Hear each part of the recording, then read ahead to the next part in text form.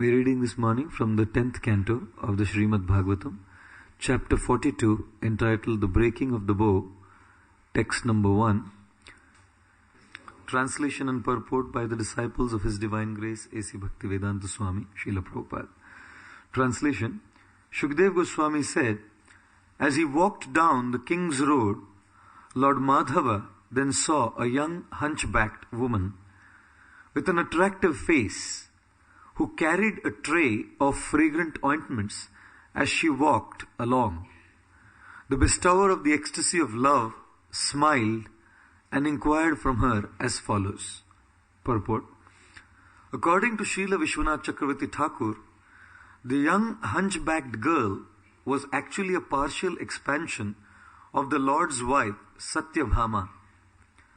Satyabhama is the Lord's internal energy known as Bhu-Shakti, and this expansion of hers, known as Prithivi, represents the earth, which was bent down by the great burden of countless wicked rulers.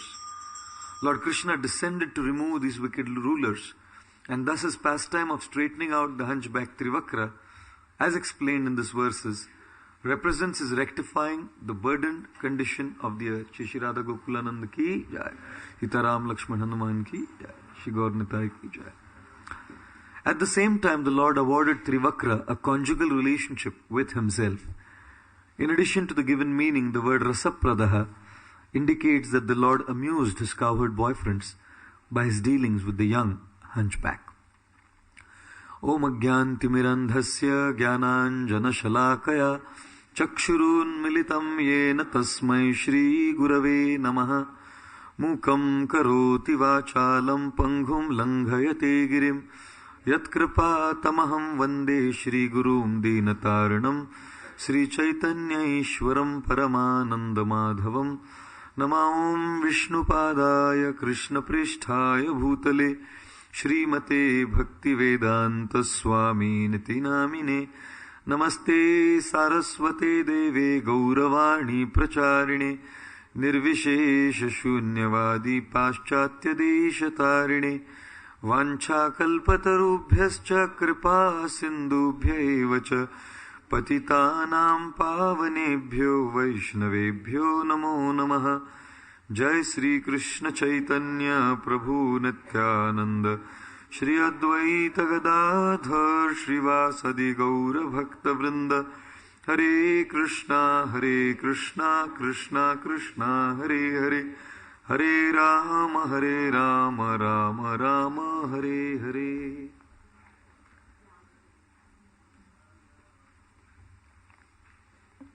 Hare Krishna. So, beginning today and tomorrow's talk, we will discuss from this beautiful chapter and the pastime of Lord Krishna's interactions with the hunchbacked lady Kubja. This is a very interesting part of the 10th canto of the Srimad Bhagavatam, these particular chapters, last 2-3 chapters before 42, where Lord Krishna is entering into a different phase of his manifest pastimes on planet Earth. For about 11 years, approximately 11 years, 8 months, some say 7, some say 9, approximately over 11 years, Lord Krishna spent his time in Vrindavan. And beginning here, this particular section of the Srimad Bhagavatam, now Lord Krishna leaves Vrindavan to enter into a different phase of his life, which is the Mathura and Dwarka phase of his manifest pastimes, where Lord Krishna now moves out of his pleasure pastimes to his mission pastimes. Vrindavan is home for Krishna. And therefore in Vrindavan, Lord Krishna is having a great time, fun, frolic, incredible relationships with the residents of Vrindavan. Having a great time with his parents, Nanda and Jashoda. Having a great time with his boyfriend, Sudama, Shridama, Stoka Krishna, Madhumangal. Having a great time with the gopis of Vrindavan, headed by Srimati Radharani. Vrindavan has been a great time. And there were some few disturbances here, a little bit here and there. Putana, Trinavarta, Baka, they were little. To us they seem big. But to Krishna, they were all very little disturbances. And even killing Putana and Trinavarta and Bakasura and lifting the Govardhan hill and all of that still was a lot of pleasure because it was home. Vrindavan was home. And being at home was a great act of pleasure. Now, acts of sacrifice. Leaving behind Nanda, leaving behind Yashoda, leaving behind Stoka Krishna, Sudama, Sridama, Madhumangal, leaving behind Champaklata, leaving behind Indulekha, leaving behind Rangadevi, leaving behind Rupa Manjari, leaving behind Kasturi Manjari, leaving behind Labanga Manjari, leaving behind Chitra Sakhi, and leaving behind of all personalities Srimati Radharani, and entering into Mathura now to begin the missionary phase of his manifest pastimes. Therefore, in the material world, somehow everyone is so driven by rights that people forget their responsibilities. And all conflict begins when one wants rights without wanting to take responsibilities. In family life, all conflict comes when the husband or the wife wants rights but does not want to take responsibilities. All conflicts between parents and children begins when parents are or children are, either or, they want their rights but they don't want to fulfill their responsibilities. All conflicts within devotees begin when devotees want their rights but they don't want to take care of their responsibilities. The sole cause of conflict, I shouldn't say sole cause, but one of the primary causes of conflict is when people want to go by their rights and they don't want to take responsibilities. Vrindavan life was life of rights. Stealing butter, asking for pardon, all rights said and done. Now was a life of responsibility. Leaving the pleasure life behind to take on a life of responsibility, a life of mission. And therefore it's quite interesting. Krishna is moving into this phase. And generally speaking, no one likes to take responsibilities. Rights are always invited, but the responsibilities, God, not so much invited. And like I always say, we have two brains, two parts of the brain. In the left side of the brain, nothing is right. And in the right side of the brain, nothing is left. Sometimes people say like that. In the left side of the brain, nothing is right. In the right side of the brain, nothing is left. And when nothing is right and nothing is left, then rights become this whole thing of life without wanting responsibilities. And we have all seen, people have to move on. Children have a good time in school, a lot of fun. They have to move on, get married, or join the brahmacharya ashram. Whichever way, I'm not suggesting either or. Some of the parents are looking at me, what are you suggesting to our children? No, I'm not suggesting either or. Either or, brahmacharya ashram, life of responsibility. Grihastha ashram, life of responsibility. School life, bachelor life, fun life, have a great time, friends, hang out. Wow, that's what Krishna did, isn't it, Vrindavan? Had a great time, great time. But then life has to move on, taking responsibility. School, college life ends. One time one mother was waking up her son and telling the son, come on, wake up, you have to go to school. And the son was quite annoyed that the mother was waking him up to go to school. So then the son was asking the mother, why are you asking me to go to school? Mother said, of course you have to go to school. So finally the mother said to the son, you give me at least 2 reasons why you don't want to go to school. So the son said the 2 reasons are, first is because all the teachers hate me, and second is because all the students hate me. There's no one who likes me there. When I go to school, the teachers hate me, the students hate me, so I don't want to go to school. So then he looked at the mother and said, now you give me 2 reasons why I should go to school. The mother said, first because you're 52 years old, and second because you happen to be the principal of the school. Where all the teachers hate you and all the students hate you. Well, the fact of the matter is, fun and frolic ends, work life begins, married life begins. Some people say marriage is the day when the man loses his bachelor degree and the lady gets her master's. Or either or, whichever way. The husband gets, lady gets, whichever, decide whatever way you want it. But the fact of the matter is, responsible life begins. Fun and frolic is over. Responsibility is the sign of life. Irresponsible people can never be happy. Even if they somehow or the other grab their rights, irresponsible people can never feel a sense of contentment and satisfaction in their lives. Krishna moves on. 11 years in Vrindavan. And how many years did Krishna live on planet Earth in his manifest pastimes? 125. Out of the 125 years, 11 years of fun and frolic and 114 years of responsibility. Quite amazing. Just about 11 years at home with all the Vrindavan residents and 114 years of killing of Kalayavan, killing of Kamsa, killing of Jarasandha, establishing governance, speaking the Bhagavad Gita, Battle of Hastinapur. My God, too much, And therefore, it's quite amazing how life is a balance between fun and responsibility. Any extreme is dangerous. In devotee life also, any extreme is dangerous.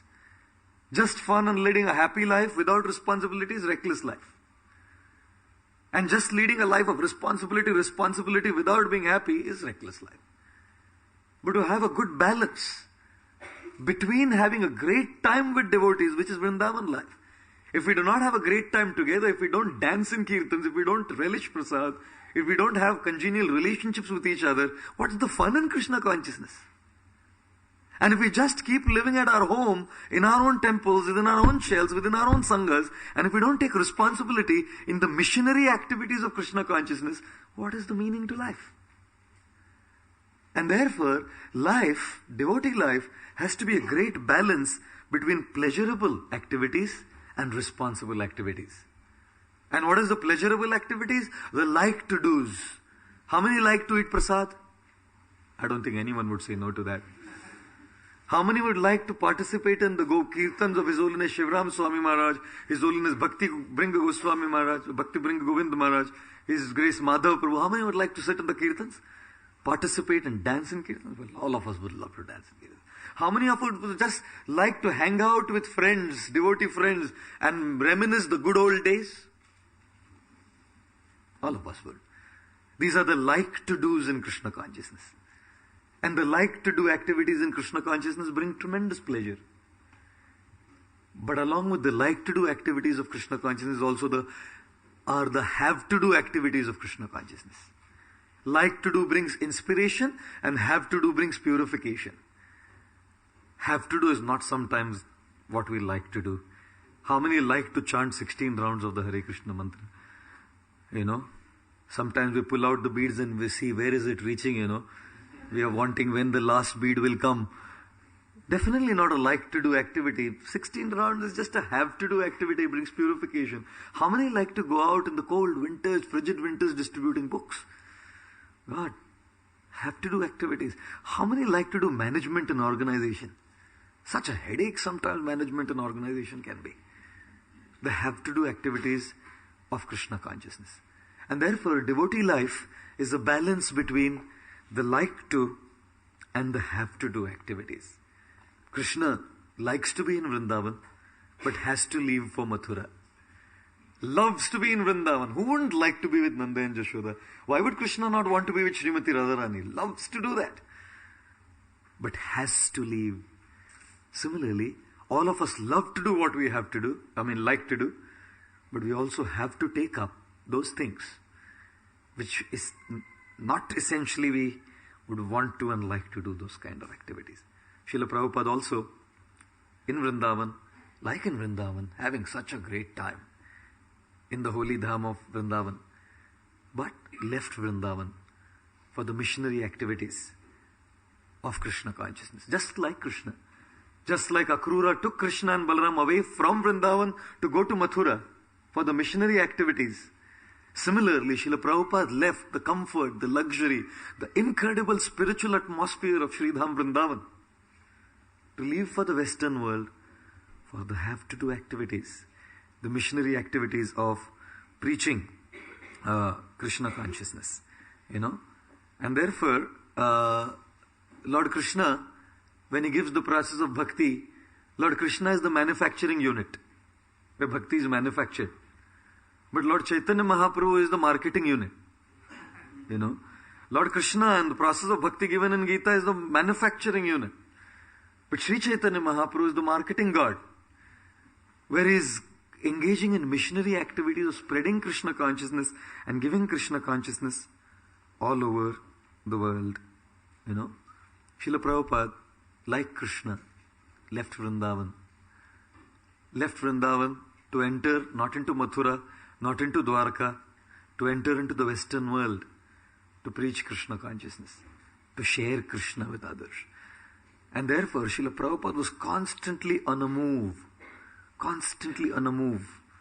to take care of the mission of preaching Krishna consciousness. One devotee came to Srila Prabhupada and said, Prabhupada, I would like to be situated as a dust particle at your lotus feet eternally. Srila Prabhupada said, that is not possible. So Prabhupada, why? I want to be just situated as a dust particle at your lotus. Prabhupada said, that is not possible. And when the devotee asked why, again, Prabhupada said, because my lotus feet are constantly moving. How can you remain as a dust particle at my feet when my feet are constantly moving? And actually, Srila Prabhupada was constantly on a move. So there is missionary activities of preaching for all of us, assisting Srila Prabhupada. But there is also another activity, which is dealing with the mission inside.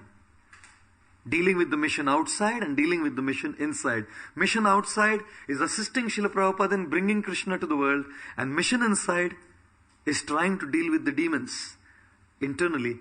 Like Lord Krishna sets on a mission to give bhakti to others, but also to kill the demons, like Jarasandha, like Kamsa, like Kalayavan. So every sadhaka has two missions. And sometimes our pleasure brings an intermission in our mission. Every sadhaka has two missions. The first mission is the external mission of sharing Krishna. And the second mission is an internal mission of killing the demons, exactly like Krishna. The first mission is bringing bhakti to different devotees outside of Vrindavan. And the second mission is killing of the demons like Kalayavan, Jarasandha and other outside of Vrindavan. And therefore a sadhaka's task is twofold. Bringing Krishna to others and trying to deal with the internal demons. And therefore there has to be a balance of happiness and seriousness. We have to be happy in Krishna consciousness, but serious about the mission of killing the demons within. Sometimes when we get too introspective and too serious, we lose the fun of Krishna consciousness.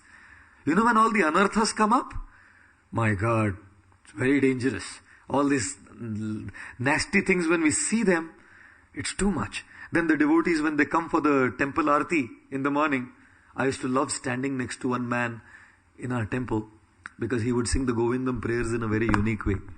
He would sing, Govindam Adi Purusham Paramatma Shanti. So I would hear him he would only Sunday to Sunday he would come. So I would stand next to him, because people most times don't get the words right, So he would sing Govindam Adi Purusham Paramatma Shanti. But we have one brahmachari he knows the prayers. But when he comes for every morning for the prayers, he sings a whole different song. I don't know why, but he sings this. He sings, Govindam Adi Purusham Somehow Bachao Me. Govindam Adi Purusham Somehow Bachao Me. Bachao in Hindi, save me. So somehow save me. Every morning he comes in front of Radha Gopinath in the temple and he sings, somehow bachao me. And I'll tell you, I've been hearing him for years now. He doesn't sing the regular prayers. This is the prayer he chants every morning. So when we introspect a lot and see these demons internally, all we have is to do and say, Krishna, please somehow bachao me. Save me all these demons. But believe me, too much introspection sometimes brings guilt. Unnecessary introspection. We should be introspective to see the demons internally. That's our mission. But too much introspection on the unwanted things in the heart, anarthas, brings a feeling of guilt, and guilt is good. Guilt is good. What is the definition of guilt? Guilt means the gap between reality and idealism. What is idealism? I want to have a lust-free heart. What is reality? I see there is a lot of lust still lurking. What is the gap between the two? I feel guilty. Recently I was talking to a gentleman in my travels, and the gentleman is a married man with 2 wonderful kids, and this gentleman is coming and crying in front of me. I said, what happened? Nice devotee, good wife, beautiful, nice children, and is crying. He doesn't live, his wife and children don't live in the city where he lives. Of course, he's living overseas for his work. He started saying, I chant 16 rounds, 5 years I've been chanting 16 rounds, I'm aspiring initiation, there's only one problem. I said, what's the problem? Started talking about, things like onion garlic, cooking is not easy, this, that. I said, that's a small thing, don't worry, it'll be all worked out. No, but I now have stopped eating onion and garlic. I don't eat onion garlic any longer. So what? Said I have a maid servant living in my house. So the maid servant's living in my house, and she's cooking for me, and she comes home and goes away. So I told, why do you have to come and go? You stay with me. And it's just me and the maid servant. Now recently in my travels I heard the story. He's coming and crying in front of me, saying, now it's just me and the maid servant. I said, what about your wife? Does she know this? He said, he knows that I have a maid servant. I said, does she know that the maid servant is living with you in the house? No. I said, what are you doing? She's a wonderful devotee. Both of your kids are wonderful. Why are you doing this? And then he started crying and telling me, Prabhuji, I don't know. I'm just feeling so guilty of all of these things. Guilt is good if it leads to the right decisions. If guilt just kills us, sometimes introspection of what we are inside, our envy, our lust, our greed, our illusions, our ego, our pride, sometimes introspection of how bad we are puts us into that trap of guilt because we see the distance between reality and idealism. Idealism means I shouldn't feel envy towards a devotee. And reality is when I see a devotee perform better than me, I feel envy. And that brings in guilt. And I kill myself. I shouldn't be feeling like this. I shouldn't be feeling like this. I shouldn't be feeling like this. And the bliss of Krishna consciousness is gone. Are we here to become miserable? Have we joined the Hare Krishna movement to become miserable wrecks? Have we come to the path of Krishna consciousness to just pressurize our minds and completely be miserable in our practice of devotional service? I don't think so. We didn't come to the path of Krishna consciousness to be miserable. Krishna in the Gita is saying this path is joyfully performed. Susukham kartum avyayam. And our acharyas have said that Lord Chaitanya has come to give us a process which is kevala anandakanda. And sometimes getting into the trap of guilt kills us. Guilt in the right amount is that factor that helps us improve. But too much guilt is the mode of ignorance. Tamsik. It is nothing but another way of Maya to discourage us from improving. If guilt helps improve, it is sattvic. If guilt just kills us, that is tamasic. And therefore, introspection internally can lead to a lot of guilt. Therefore, we have to be serious about introspection, but simultaneously also be happy. Not just be introspective all the time. We have to be happy in Krishna consciousness. Being with devotees is happiness. Making wonderful friends in Krishna consciousness is happiness. Their support is happiness. Chanting in Kirtan, hearing Krishna Katha, reading Prabhupada's books, focusing on Krishna gives joy. Therefore, what is a devotee supposed to be? Happy and serious. Simply being serious takes away the happiness. Simply being happy doesn't make us serious.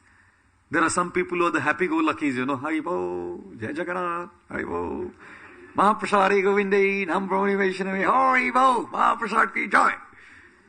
The happy-go-lucky Hare Krishnas. They never do introspection, they never work on their sadhana. When? Tomorrow. When? Tomorrow. Snooze the alarm, postpone. Tomorrow. The happy-go-luckies, Hare Krishnas. And then there are the other constipated Hare Krishnas, who are just so serious that Hare Krishna, Hare Krishna. Bhakti is a miserable path for them. Any extreme is dangerous. Being happy-go-lucky without introspection will never help us improve. And simply being introspective without tasting the bliss of Krishna consciousness will make us nervous wrecks.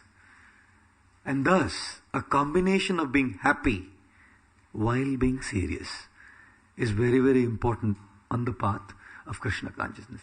And Krishna's entry into Mathura is teaching us this essential principle. And we will see now when Krishna enters Mathura, how there is a serious mission, killing of Kamsa. But that serious mission is done in a fantastic, happy, joyful way. We have a serious mission of killing the anarthas within. But that serious mission of killing the anarthas within has to be done in a joyful way. Therefore, Srila Prabhupada, my God, Srila Prabhupada was incredible. He was so funny. There were serious things at hand. There were serious things at hand. The Juhu issue was going on. His health was failing. So many issues with devotees, disciples, people, management. Yet, joyful, funny, he never ever lost the fun side of his personality. And my God, kind of stories he told, funny, laughing, making people laugh, never lost the blissful side of bhakti while dealing with the serious issues. Joyfully dealing with serious problems. And Prabhupada said, very, very funny story he's telling all the devotees. You must hear, it's on record. And Prabhupada said, so, there was this one man, Jai Shri Radha Gokulananda ki Jai, Shri Gaur Nitai ki Jai, Shri Sitaram Lakshman Hanumanji ki Jai. And Prabhupada said, so there was this one man, and this man, in India, he wanted to go to attend the nature's call. And Prabhupada said, he wanted to go to attend nature's call. And he said, but in India, they don't have latrines, Prabhupada is saying. And he said, they used to go in the fields and they would carry a lota in their hand. And then Prabhupada said, so he went and he did what he wanted to do. You hear, it's very funny. Prabhupada is speaking the story, it's on record. And then Prabhupada said, so he did what he wanted to do, and after looking at the staff, he said, you nasty staff, what is this? I am so beautiful, look what is nasty thing coming out of me. I can't believe this is me, coming from me. And then Prabhupada says, and then that little staff spoke to the man. And Prabhupada said, and that little stuff spoke to the man and said, last night I was a hot samosa. And look what your association has done to me. And then Prabhupada said, and therefore, association is very important. You have to choose. Choose your association carefully. And I'm thinking, look at Srila Prabhupada, elderly person, suffering sickness, so many problems are going on. And he's making a very serious point about association, good association, bad association. And he is so funny. Prabhupada never lost a smile. He would be angry sometimes, frown sometimes, make things right, but never lost a smile on his face. And therefore, these two missions have to be carried out very well. The mission outside of assisting Srila Prabhupada in bringing Krishna to others, and the mission inside of killing the demons within, Kalayavan and Kamsa and all the other unwanted anarthas of our heart, happy and serious. Any extreme will never bring satisfaction. Happy-go-lucky, no good, no improvement. Just serious, miserable. Happy and serious is the combination. And when Krishna enters into Mathura to kill all these demons, he reveals this incredible nature of doing serious things while being extremely jovial, funny, joyful and happy. And therefore, Akrura brings Krishna and Balram out of Vrindavan, and they reach the outskirts of Mathura in the evening. Akrura invites Krishna and Balram. My dear lords, we are in Mathura already. Why don't you come and spend tonight with me? Tomorrow you can go, and Kamsa has invited you for this wrestling match in the wrestling arena. Your mission is to kill Kamsa. You can do it tomorrow. Come and stay with me. Krishna and Balram say, no. All the cowherd boyfriends are also with them. They say, no, we won't come tonight. We'll come to you later. Krishna, Balram and all the cowherd boyfriends, they stay together at the outskirts of Mathura. The next morning they get up. take their bath, dress up, and they enter into the city of Mathura for the first time. And when they enter into the city of Mathura, what is the first act they want to do? They want to explore the city. Like any young man with their backpacks, all of them with the map in their hand, all of them have come for the first time to the city of London. What do? Go out, explore the city. Tourism originates in the Srimad Bhagavatam. The origin of tourism is in the Srimad Bhagavatam, where Krishna gives up home and gets to Mathura. First time after 11 years, when he came to Vrindavan, he came as a baby and never went to Mathura after that. 11 years and now he's leaving for Mathura first time. And therefore tourism. Incredible. Krishna wants to explore the city of Mathura to see the sights of Mathura. Sometimes people get so carried away by this whole thing of tourism. My God, one family, the wife said to the husband, we have a 4 weeks break now. We should go on a 4 weeks vacation on tourism. First week we'll go to America. Okay? Then the son said, Mama, America is fine, but we should also go to Australia. Okay, no problem. And then the daughter said, Mama, you're saying America, brother's saying Australia, but I'm saying we should also go to New Zealand. The father was quiet. 4th week was left for the father. The mother decided America, the son decided Australia, the daughter decided New Zealand. The house was quiet. So all 3 of them asked the man. So 4th week is for you to decide. We have decided 3 weeks of our vacation. Where will we go to the 4th week? The man said, we will go outside one of the temples in India. And all 4 of us will sit. I said, why? For a vacation to outside the temple of India. So whatever we have spent in the 3 weeks, we will sit with bowls in front of the temple and collect the money that we have spent in the 3 weeks of vacation that you are asking me to go to all of these places. God, tourism is such a big thing. When I travel, I see all the Indian people coming and all over the place wanting to explore the cities that they come to. Krishna and Balaram with the boyfriends entered into the city of Mathura, having a great time, having great fun. All of them were walking on the street and having great fun. And suddenly, as they were laughing, joking, walking around, Krishna saw something across the street. Vilokya. This verse describes Vilokya Kubjam Yuvatim Varananam. As they were all walking on the street and laughing and having a great time, Vilokya means to say. Mathura was a busy place. There were a lot of people walking here and there, a lot of noise, a lot of thoroughfare. It was an extremely busy place. Hundreds and thousands of people moving on the streets. And across the road on the other street, Krishna spotted out this one lady. And Shukadeva Goswami describes 3 adjectives for this lady. First, Yuvatim. She was Yuvati, extremely young. But that's how young lads are. Young lads go around in a city, walking around, look out for such nice young partners to move around with. Here is Krishna along with all his boyfriends, spotting this girl across the street. Vilokya, he saw. Yuvatim, extremely young girl. Not only young, Varananam. Varananam means she had a very attractive face. Young, attractive face. What could be a better combination? She's a young girl with a very beautiful, charming face. But there was a problem. The 3rd adjective reveals the problem. In this verse, 3 adjectives are spoken for this personality whom Krishna spotted. Yuvatim, young. Varananam, beautiful faced. And the 3rd adjective used is Kubjam. Kubja was not her name. We know her as Kubja. That was not her name. She is also known as Trivakra. But that also was not her name. She was such an insignificant person, no one knew what her name was. No one in the whole city of Mathura knew what the name of this girl was. She was a servant to the king Kamsa, and what was she doing? She was carrying in her hand a tray of vilepanam, of ointments, all kinds of ointments, sandalwood pastes, all varieties of colors and ointments meant to decorate one's body.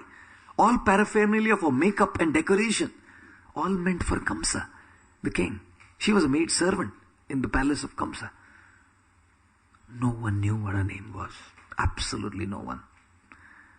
She was called by two names, Trivakra and Kubja. Trivakra. Vakra means crooked. Trivakra means crooked at three places, which means someone at the neck, at the man, and at some place, at some place. Three places, crooked. Crookedness, we will talk about that tomorrow. Crookedness in dealings, when we see how Krishna deals with Kubja, Trivakra. She was crooked in three places, and crookedness just happens to be one of the key features of conditioned consciousness. Conditioned consciousness means crookedness. Kubja is called Trivakra because she was bent at three places. And why was she called Kubja? Kubja means hunchbacked. She had a hunchback. Any of you ever seen a hunchbacked lady or a man? Young, beautiful, but crooked in three places, bent in three places, and hunchbacked. Now that's not at all beautiful. Even if one has a very attractive face, balanced figure is what is beautiful. She was not at all appealing. Krishna spotted her out. As this hunchback lady bending down, bent in three places, carrying this tray of ointments, sandalwood pastes, colored pastes for Kamsa, walking on the streets, in the middle of fall fun and frolic, as Krishna was having a great time with his boyfriends, he saw this lady, and Krishna crossed the road in the hustle bus. There were thousands of people. God knows why he spotted her. We will hear why he spotted her. There were thousands of people on the streets of Mathura, and Krishna spotted her. Crossed the street to come only to her, and started speaking to her. I think, isn't that the life of a devotee? Out of so many thousands of people, why us? Why has Krishna spotted me? Why has Lord Chaitanya Mahaprabhu spotted me? Why has Srila Prabhupada chosen me? Why have the devotees chosen to come to me and give me a book? There are thousands of people walking on the streets of London. Why does a book distributor cross the road all the way to go to that one man or lady who spots him or her out to give him or her that book? Why? There are thousands in the city of London, just like in the city of Mathura. Thousands of people were walking in and around. Why did Krishna go to that one lady, spotted her out and go on to that one lady? Incredible question to answer. My God. Quite a story. And it'll get better and better as we move on. Quite an interesting story. Just spans about few verses in this chapter. We'll get better because our acharyas have given elaborate commentaries on these verses. We were all cases of compassion. Why? Why? Compassion doesn't ask why. When there is compassion, you never ask why. Sometimes a beggar is sitting on the street and you find, why give him? There's no reason. I just feel compassion to give him. Srila Prabhupada was like that. Extremely compassionate. There was a lady from Manchester, one girl from Manchester, who came to the Bury Place temple, 7 Bury Place, in the early 70s. She was a very nice girl. She came to Srila Prabhupada and got so attracted by Srila Prabhupada, she decided to give her life to Prabhupada, got initiated from Srila Prabhupada, and Prabhupada gave her the name Ashtasakhi Devi. And Ashtasakhi Devi was very good at cooking. She had taken charge of the kitchen and she was cooking for the devotees. And one day, Srila Prabhupada called Ashtasakhi Devi to her room. And when she reached there, Srila Prabhupada said, "So, we are having a very nice program. My first book review program." And Prabhupada was so excited, so absolutely excited, that his first book review, the Bhagavad Gita as it is, would now be reviewed by the Times. It would be reviewed by Macmillan. All dignitaries would be coming.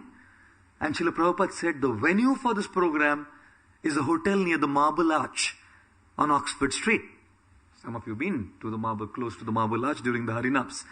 Prabhupada said, that is going to be the venue. And so, Ashtasakhi, I want you to cook for this program. And Ashtasakhi Devi turned to Srila Prabhupada and said, what shall we make, Srila Prabhupada? And Prabhupada said, puris and sabji, rice, dal. And she was thinking, Times, Macmillan. I mean, what would they appreciate? All British people, how would they appreciate? And Prabhupada said, puris, sabjis, rice, dal. And then Prabhupada paused and said, and gulabs. Gulab jamuns. So when she heard that, she said, Prabhupada, the rest is all fine. But I think we should have cakes or cookies. Because how will I transport gulabs with the syrup to that hotel near the Marble Arch? Prabhupada said, you don't worry. It will happen. You just cook. Prabhupada would do the program, but her anxiety was, how would I take all of this stuff to the Marble Arch, to that hotel? And then the day arrived, she had cooked everything, and they packed it all up, and they called a taxi driver. Now believe me, in India if you do this, it's fine. Not in London. Not in the 1970s, definitely. Today I don't know. But not in the 70s. So all this packed prasadam, rice and sabjis, all hot. They put it in the cab, and the windows were all closed. So the guy didn't know what they were putting. He just thought they were putting parts. The taxi driver, British man. And suddenly the whole taxi started steaming up. All the windows were covered with steam. So the taxi driver turned to Ashtasaki Devi and said, what is this? He said, don't worry, you drive. You keep driving. And as they reached the place, all the gulab jamun syrup had spilled all over the cab floor. And the taxi driver was so upset. Somehow they pacified them and they brought all the prasadam on the top floor.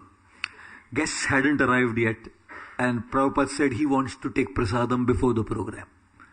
And Pradyumna Prabhu, the servant, had forgotten his plates. So they served Prabhupada in a plastic plate with a plastic bowl, one gulab jamun in there. And Prabhupada finished the first gulab jamun. And Pradyumna Prabhu came running to Ashtasaki Devi.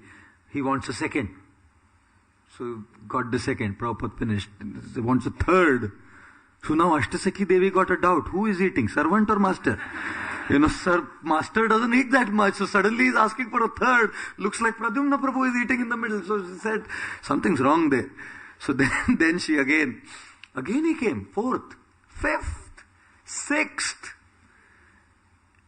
Prabhupada ate that day 7 gulab jamuns before the program. Very unlikely of him. And then Prabhupada sent Pradyumna Prabhu for the 8th. Now when the 8th arrived, Ashtasaki Devi definitely had doubts because she was in the kitchen, in the area where the prasadam was. So she came looking, who's eating? She came and saw 7 empty bowls right next to Prabhupada. And the 8th one, Srila Prabhupada took a bite and left half in there. And both Ashtasaki Devi and Leela Shakti Devi were ecstatic. We will get the remnants now. And Prabhupada told Pradyumna, so I have left this half gulab jamun, please carry it to Bari place. When I reach, I will finish it. When I reach Bari place temple, I'll finish half the pending gulab jamun. And anyways, the program went great. Great. And then in the evening, after the program was over, Srila Prabhupada boarded a cab. Ashtasaki Devi, Pradyumna Prabhu, Leela Shakti Devi, Kausalya Devi and Madhvanand Prabhu. 5 of them at the back, Prabhupada in the front. And as they started driving, Prabhupada started crying. It was a hot, sunny day of England, 24, 25 degrees Celsius. Prabhupada started crying and weeping. The devotees didn't know what happened. Everyone was bewildered. They asked Srila Prabhupada, what happened, Srila Prabhupada? Quiet. Not a word spoken. He kept crying, And then when Prabhupada reached Bari place, he went up to his room. No one had the guts. He was just crying. Still he was crying even as he was walking up to his room. And after a while the devotees came together, started discussing, probably we made a big blunder. Probably there was something wrong with the prasadam. We didn't organize things. That's something seriously wrong that Prabhupada is very upset with. We must go and ask him. So all the devotees came together, 5, 6 of them, to Prabhupada's room, and Pradyumna Prabhu was outside. They said to Pradyumna Prabhu, we want to see Srila Prabhupada. So why? So we don't know, because he's so upset. He was crying. We don't know why he was crying. And then they went into Prabhupada's room and they asked Srila Prabhupada, Prabhupada, did we make a blunder? Did anything go wrong? Was it a mistake on our part that you were so upset that you were crying? Prabhupada said, no. The program was fantastic. The gulab jamuns were great. Everything was wonderful. Nothing went wrong. Prabhupada, why were you crying? And then Prabhupada said, didn't you see? Again he repeated, didn't you see? And the devotees, didn't we see what? Srila Prabhupada said, while we were driving on Oxford Street, didn't you see all these British people walking in the hot summer day, thinking that they are happy? Thinking that they are happy, didn't you see? He said, they think that they are happy, but because of lack of Krishna, they are suffering. And while saying this, again he started crying. And Ashtasakhi Devi, she was saying, has any of us ever cried for a stranger? Has any of us, sitting here in this room, ever cried for a stranger? A stranger who's dressed in designer clothes, walking on a hot sunny day, thinking that they're having a great time? When I see someone walking on Oxford Street, dressed up meticulously, having a great time apparently, I feel, God, I should have been in his position. That's my disposition. That I think I should have been in his position. You know? Who can cry for a stranger? And therefore, what brought Krishna to go to Kubja, Trivakra? Compassion of his heart. What brings a great devotee? What brings Srila Prabhupada? What brings a Buddhist book distributor? What brings the preacher to go to someone, approach that person and give a book, give Krishna to that person? It is nothing but compassion, you know. Srila Prabhupada was sitting one day and one devotee asked Srila Prabhupada, Prabhupada, did they go to the moon? Srila Prabhupada said, I don't think so, they went to the moon. But even if they have gone, no problem, we'll go and distribute books there. Prabhupada said that, I don't think they have gone to the moon, but even if they have gone to the moon, we will go and distribute books there. One lady in California, follower of Srila Prabhupada, so much was her compassion that not only was she doing books, but she had a dog. Her favorite dog, pet dog. Devotee. She had a dog. She carried her dog for book distribution. And you know what she did? This is a real story. She put a bag in the dog's neck and put a box of books right next to the dog. And on the box she wrote $10 for a book. That's all, just the price she put there. And left the dog. And the dog would go to people, bark at the people. Bark at the people and drive people to where he wanted. To the box. And then pull the trouser or the whatever dress the lady or the man was wearing and point to the book.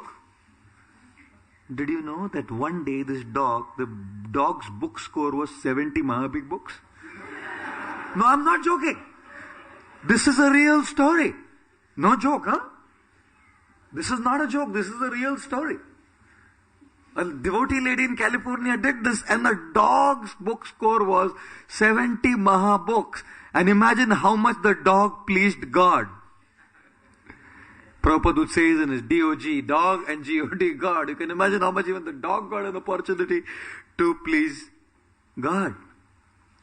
Thus, Kubja, while she was walking on the street there with that tray, Krishna came across to Kubja and spotted her out of all of these thousands of people because of his compassion. The second thing that the Acharyas say about Krishna spotting out, the Acharyas explain that Kubja, her face was extremely beautiful. So from a distance you could only see her face. You couldn't see her complete form. That she was hunchbacked. She was curved and crooked at three places. You could only see the face. And Krishna left all of his friends, crossed the street, just being attracted by her face. And therefore the Acharyas explain, for Krishna it is a pastime, but for a practitioner devotee, the Acharyas explain, the beautiful face of Kubja represents Maya. And one is in the association of all friends, devotees, in the association, having a great time, but being attracted by that attractive face, one crosses the street, leaving behind the friends, and goes to approach Kubja. Just like Krishna left his friends behind to go and approach Kubja, similarly a devotee will leave the wonderful association of devotees being tempted by the appealing face of Maya, and what face Maya takes, God knows. And when one goes there, God, it is so attractive. And when reality dawns, then one realizes it's distorted. She has a hunchback. She's crooked in 3 places. And therefore our acharyas have explained, Kubja, the attractive face of Kubja, represents Maya or the material energy. And what is Maya is so different for different people. So different. One of our brahmacharis, he's from a South Indian family. He's from a South Indian family. For him, he's never engaged in any nasty things in his life. And somehow, he has nothing called as a nasty thought in his mind. Such a pure person, my God. When you are in his company, just around him you will feel it. It doesn't take much to understand. Just around in his company, immediately one will start to sense that purity. Extremely pure. And one day he was telling, in a company where we were all sitting, and he's saying, I am too fallen. Prabhu, I am too fallen. So I started getting an inferiority complex, He started giving me a complex. He's saying he's fallen. What is my condition? I say, I am too fallen, Prabhu. I'm just very fallen. I'm very having trouble in my consciousness. My consciousness is disturbed. So we asked him, what is the disturbance in your consciousness? He said, the disturbance in my consciousness is all these Vedic mantras that are troubling my mind. Before I came to the Krishna consciousness movement in my South Indian family, they taught me all these Vedic mantras. Now I'm so disturbed because my mind is not focusing on the Hare Krishna mantra. I'm chanting Hare Krishna in on my lips, and in my mind the prayers that are coming is Om Sahasra Shirsha Purusha Sahasrakya Sahasrapate Sabhumim Vishvato Vritva Atyatishtat Dashangulam Purusha Evedagum Sarvam. I said, wish I had a disturbance like you. When I chant Hare Krishna, the disturbance is in my mind. Prabhu, I don't think you should even listen. You are so pure. I don't want to pollute your mind with I don't want to download the trash of your mind to you. What is Maya is so different for different people. What is Maya? Something that is appealing, attractive, and so attractive to our minds and then distracts us from Krishna. It could even be a Vedic mantra. Very sattvic Maya. It is Maya. Sattva Guna is also Maya. Lord Krishna doesn't say only Tamo Guna or Rajo Guna is Maya. Devi, Isha, Gunamayi, Mama Maya, Duratyaya. All 3 modes are Maya. What is Maya is so different for different people and get so carried away. There have been devotees in our movement who have fallen away from the path of Krishna consciousness because of the Maya of science and technology. Science and technology. And here in England, His Grace Purushottam Prabhu left Srila Prabhupada because Prabhupada said that man has not landed on the moon. Distracted. That side seemed very attractive. Left Krishna consciousness and went there. There have been devotees in our movement who have left Krishna consciousness by the Maya of searching for something higher than what Prabhupada has given us. What Prabhupada has given to us in his purports and in the society, something higher, some rasika tattva, some special rasas. Prabhupada is only saying, so you are not the body. I know I'm not the body. Last 20 years I'm hearing I'm not the body. I want to read Jaidev Goswami, Gita Govinda, I want to read, Lalita Madhava, Vidagdha Madhava. I want to read all of these Rasika Shastras. Another way of Maya. Distracting. Kubja's face, so attractive. Left the friends, crossed the street to go to Kubja. Left the devotees, crossed the boundaries of the Hare Krishna movement and went out because of science, went out because of Rasika Tattvas, went out because of being disgruntled. There's always differences. There's always troubles. When people live together, there'll always be things. Friction is always there. In a car, when there are gears, there will always be friction. car moves ahead because the gears are all there.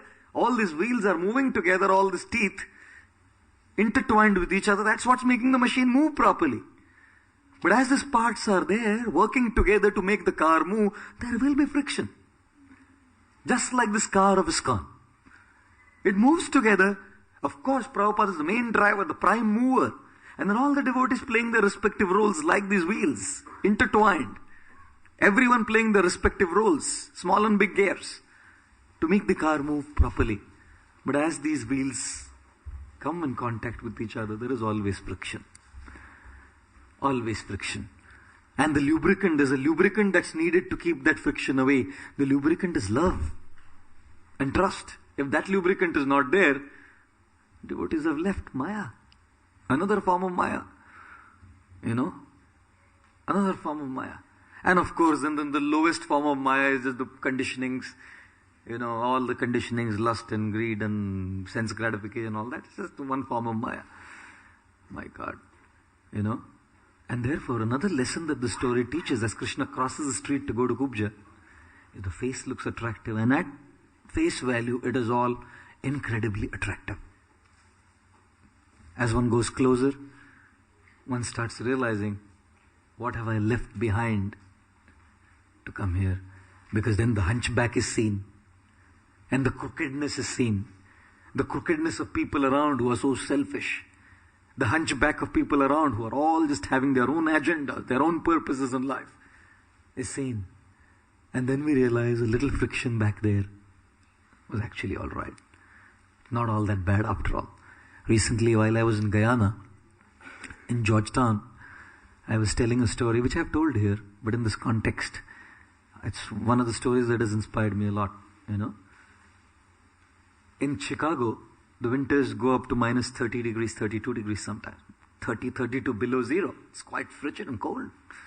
And when the winds over the Lake Michigan blow, God, it adds to the chill factor even further. There's very strong winds. In this city, Chicago, one winter when it was minus 32, there were these porcupines, 7-8 porcupines in the forest. It was so cold. The porcupines realized if we have to survive, we have to just be together. So they all came together for the warmth, and they were definitely very warm. But the problem was their pokey spikes. As they were together, one of the porcupines, the pokey spikes was hurting the other. And that porcupine started shouting, what the hell you think of yourself? You don't get the warmth. Look at this, your pokey stuff is poking me. And then the other porcupine said, you shut up. You shut up. Look at what's happening to me. Look at your spike. Even that's hurting me. And each one, as they were together, their spikes were hurting each other. Because they're porcupines at the end of the day. Finally, they decided it's just getting too much. Just too much. We just have to part. We can't handle this being poked by all these spikes. So they parted. And when they parted, they realized minus 32 degrees Celsius. We will turn into an ice cream here. For a wolf to come and have the nice ice cream and scoop us up. So they realized we have only two choices. Either become ice creams and die in the minus 32 degrees cold, or be together and handle a little bit of the pokey stuff. That exactly is what the association of devotees is, isn't it? When we are together, some pokey things will poke each other. What to do? I don't like the way, it's alright man, I don't like the way you do this. That's fine. It's just fine. One guy comes up to me and says, why do you have a tilak which is like a highway? I said, any problem? Any problem? He said, your tilak is like a highway going all the way from the nose till the shikha. I said, God, what's your problem? And in Guyana, there's two little girls, just two tiny girls. They asked a question to the father to ask me. So the father brought the girls, ask Prabhuji the question. So they said, no, Papa, no, not us, you ask. I said, you wanted to ask, right? You ask. So the two girls are asking, why is your shikha so small? I have a very tiny shikha for official reasons. There are certain reasons. If you want to, I'll tell you after the class is over. Why is your shikha so small? Someone's bothered by my small shikha. Someone's bothered by my highway tilak. Someone's bothered by my class. What can I do? My service, I'm doing my service. Someone's bothered by my class. Someone's bothered by my singing. Someone's bothered by my personality. What do I do? If someone's bothered by my personality, I am also bothered by aspects of others. Anyone here who's not bothered by other devotees? Any rare species? I shouldn't say rare species, any extinct species who is not bothered by other devotees. Oh my God. We are all bothered. Bothered. Personalities are different. There will be some friction. It's a big deal. What choice do we have? Handle a little bit here and there, or minus 32 degrees Celsius cold frigid winters of Maya. And she is cold. She seems very appealing, but later, I don't want to use words which are not pleasant. She seems very pleasing and appealing, but later we get the hunchback and three vakra, the three crooked parts of her body, and realize, God, she is distorted. She is seriously distorted. I left the association behind to cross the street and come across, thinking she is very attractive. And look what I have come across, to come and only realize that, my God, she is completely distorted. One lady came up to Srila Prabhupada. Prabhupada was sitting in the temple, and devotee lady comes up to Prabhupada and says, Prabhupada, I have a problem. Prabhupada said, what happened? He said, Prabhupada, I think there is too much Maya in the temple. She's saying there's too much. If you don't know what that means, you can come to our, of course you know what it means in Bhaktivedanta manner. If you come to our temple in Chowpatty on a Sunday evening, our temple in Chowpatty, Sunday evening sees the most affluent big people of Mumbai coming in for the darshans. And they come up dressed up as if it's a fashion show. I mean, it's not that they do it deliberately. They're just how they are. That's just how life is for them. It seems like a ramp walk, They come to the temple, and some of our brahmacharis, they're saying, Prabhu, this is a danger place. Don't go here. You will be too tempted. And I tell the brahmacharis, man, we thought Maya was outside the temple. So this lady comes to Prabhupada and says, Prabhupada, there's too much Maya inside the temple. So then Prabhupada was, very candid. Prabhupada looked at her and said, really? There's too much Maya inside here. Okay. Is there any place in the world where there is no Maya? So tell me, and we will both go together and live there. She's saying there's too much Maya inside the temple. So Prabhupada was so surprised that she's even bringing this point up. Prabhupada said, so is there any place where there is no Maya? We will both go and live there. Maya is not outside. Maya is inside. For those who are careful not to get attracted by that face of Kubja, they will never have to face the distorted three hunches and the distorted three bends of Kubja. Maya is inside. We all have heard the story of Silhana Mishra, the man who was on the day of his father's death, left behind his father's body in the night, which was meant to be cremated. And the uncle was running after Silhana. Silhana, not today. Please, not today, Silhana. Today is the day of your father's death. Finish the father's cremation at least. Silhana said, nothing doing. I have to go to her. Said, what will people say? You're a Brahmana. Silhana had nothing to do. He jumped across. The river was flooding. It was raining. He hung on to a log of wood, came across to the two-storied building and hung on to the rope and entered into the house of Chintamani, the prostitute. And when Silhana came into the prostitute's house, Chintamani said, how could you come today? Even that prostitute said, I have that culture that your father's dead, not at least today. He said, Chintamani, I love you so much. My father, my mother, who cares for all of these people? I just want you. So, by the way, the river was flooding. No ferryman would bring you across. How did you come? So I just hung on to a log of wood. And I just held a rope to come up to your room. And when Chintamani saw outside, it wasn't a log of wood. It was a corpse. Dead corpse which he had hung on to. And swam across. And it wasn't a rope, it was a snake. Chintamani was disgusted. She looked at Silhana and said, Silhana, I am disgusted with you. You are a useless wretch. Just get out of this place and never ever again show your wretched face to me. That you don't even do the final rites of your father and come to me. Just get out of this place. And then she said, if you had the same obsession that you have for me, for Krishna, you would have gone back to Krishna by now. Silana left, these words ringing in his ears. He was rejected by the family, by his beloved prostitute, and gone. Traveled around like a mendicant saint, forgot everything practically, came to a village, to the house of a Brahmana, for bhiksha, begging. And as he came to the house of a Brahmana, he saw the wife of the Brahmana was extremely beautiful. Suddenly, again his eyes, my God, the Brahmana invited him in home.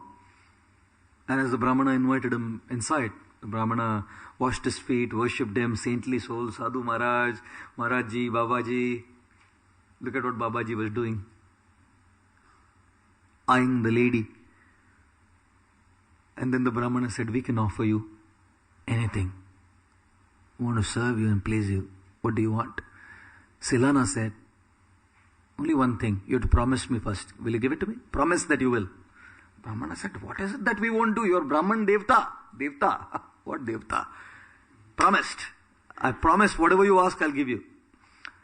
And Silana said, I just want your wife for today. Want to be with her. The Brahmana said, say it again. Said, I just want to enjoy with your wife. The Brahmana was shocked. But he said, I've promised. I must fulfill my promise. So he went and told his wife. He said, are you crazy? Are you crazy? You're asking me to do this thing? I'm a chaste wife to you. You're asking me to do this? He said, I'm promised you have to do it. And that lady came in a secluded place to Silana. And when that lady came, my God, suddenly the ears of Chintamani the prostitute started ringing in his ears. If only you would have the same obsession as you had for me, for Krishna, you would receive Krishna. He fell at the feet of this lady, begged forgiveness and apologized. Said, I'm sorry.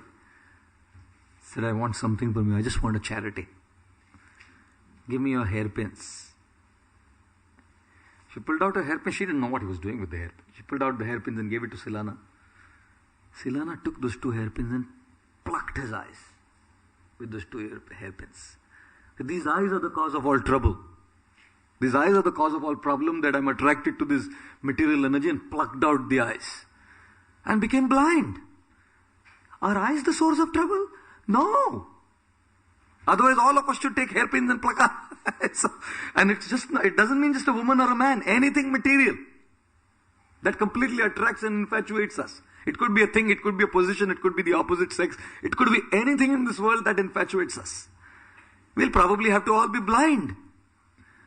No, that is not the solution. Maya is not outside. Maya is inside. It is not the eyes. It is the pollution behind the eyes which needs to be purified. And therefore Krishna consciousness doesn't recommend pulling eyes out. Otherwise we would be in International Society for Blindness Consciousness. Not Krishna consciousness, Isblon or something, It won't be ISKCON. So we definitely are not into all that stuff. Krishna consciousness recommends the purification of our consciousness. To be Krishna consciousness. To change the enjoyment attitude. Eyes are nothing. Dead man, what does the eye do? Nothing. Ears, what does it do? Nothing. And therefore then Silana Mishra, of course, rectified himself and achieved Krishna at the end of his life. And thus, when Krishna crossed the street to meet Kubja, Vilokya, he saw Kubjam, Yuvatim, Varananam. She was young, she had a charming, beautiful face, but she was hunchbacked and also called Trivakra. And therefore, what we have learned from the story so far today, and we will conclude tomorrow with all the lessons from the story, as Krishna now starts talking to Kubja, but what we have learned today is we are all on two missions. One mission is the outside mission, another mission is the internal mission. Like Krishna, leaving Vrindavan to take a life of responsible mission now. Enjoyment and fun is all good. But now there has to be, missionary activity. So our mission is to assist Srila Prabhupada, to bring Krishna to the lives of others and deal with the unwanted tendencies within. But we discussed too much introspection or being happy-go-lucky. Both are extremes. We have to be happy and serious, and Krishna reveals this in this episode. The second point we heard from the story today was, out of so many thousands, one was spotted, Kubja. Why that one? That is compassion. The compassion of Krishna, the compassion of the great souls, the compassion of Srila Prabhupada. That out of so many, that devotee came to us. Prabhupada's grace came to us. Mahaprabhu's grace came to us. And therefore when Srila Prabhupada asked, what was our qualification that we came to Krishna consciousness? Prabhupada said, you had no qualification. I made your qualification. And the third thing we heard was how when Krishna goes to her, he leaves his friends behind, seeing the charming face. From a distance he couldn't see the whole form.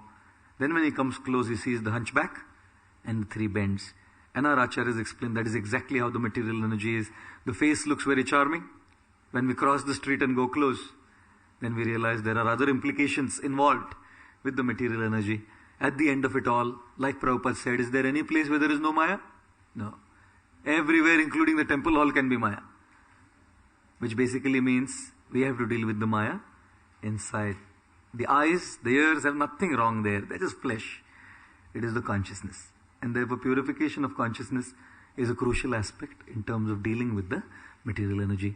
And tomorrow we shall continue with our discussion on the story of Kubja, as Krishna now decides to talk to her, and Kubja takes a step and Krishna straightens her up, and we will discuss tomorrow how crookedness is straightened up by Krishna. Thank you all very much. Hare Krishna. Grantharaj Srimad Bhagavat Mahapuran ki, Srila Prabhupada ki, Gaur Premanande, Hare Hare Krishna.